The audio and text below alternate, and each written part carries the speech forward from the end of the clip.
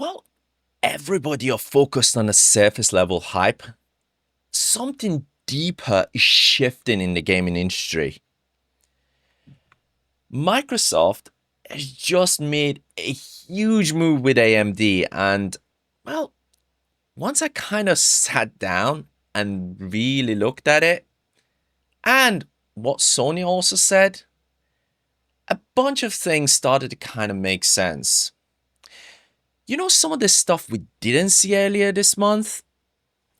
Well, I think that might be giving us some clues about rough timeline for the next generation. But honestly, I think Sony might be in more trouble than people are realizing.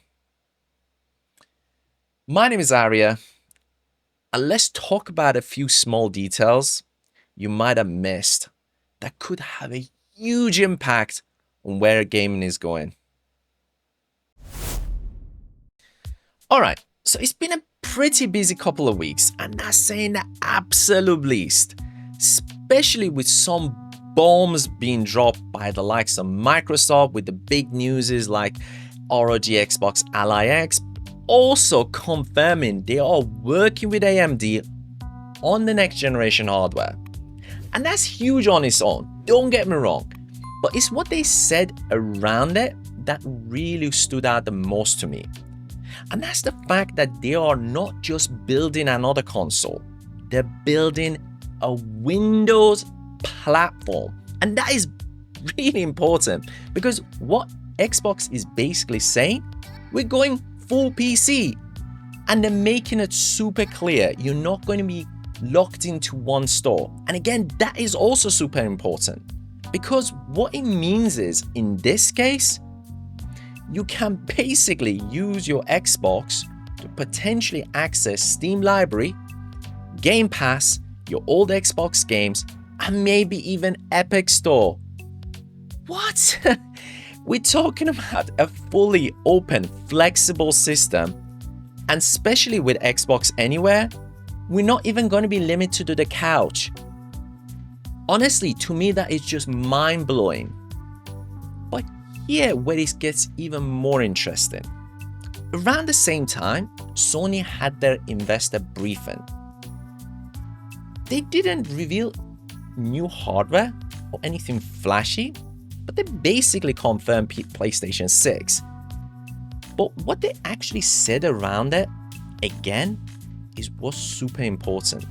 Because what they essentially are saying is they're sticking to the traditional consoles. Cloud gaming is still going to be in the mix, but is not going to be their primary focus. But also, the whole multi-platform releases have been a success, and they're going to continue with it. But here's the problem. If Xbox becomes this open system, where basically it's a PC that supports everything, and Sony sticks to the old model with just the one store, locking down hardware, locking down all these elements and so on, they could be in a serious trouble. I mean, think about it. Why would anybody buy a PlayStation if Xbox ends up running multi-platform games better because the development cycle is easier? And you can even potentially play Sony exclusive games through Steam on Xbox. What? And there is what they also didn't show, both of them, Microsoft and Sony, that's giving us a bit of a timeline. I'm talking about Fable, Gears, God of War. They didn't show that. And I think they're doing that because they are optimizing their games for their next generation hardware. And my guess, we're looking at a holiday 2026 release window. I'm 90% sure of it, to be honest. And based on what we are seeing with the PlayStation 5 Pro and the next gen Switch pricing, I wouldn't be shocked if we're talking about a price range of, I don't know, somewhere like $750 to $900, maybe pushing to $950. But here's the kicker. If Microsoft also nails a seamless content creation, like some have working with OBS or some other streaming software that is very easy to use, then, well, the next Xbox won't be just gamers' dream. Honestly, it will be everybody's. Would be an absolute must-have. And in that case, I think Sony has got to make some serious decisions, because if Microsoft keeps pushing forward like this, sticking to the old model, I don't think we'll cut it. Like, why would anybody buy a PlayStation 6? Imagine if Xbox gives you the option to play PlayStation games. The development cycle is going to be simpler, so potentially games are going to be running better, and you could potentially use it as like a PC. You got all your old library of Xbox games, you got your Steam library. Why would anybody do that? But let's see how it goes. But in my opinion, right now, for me personally, I don't see a reason why I would buy a PlayStation 6.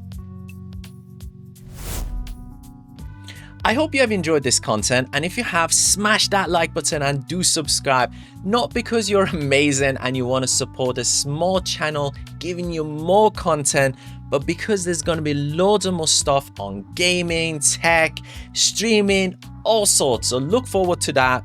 But once again, thank you for watching. Hope you're doing amazing wherever you are, and peace.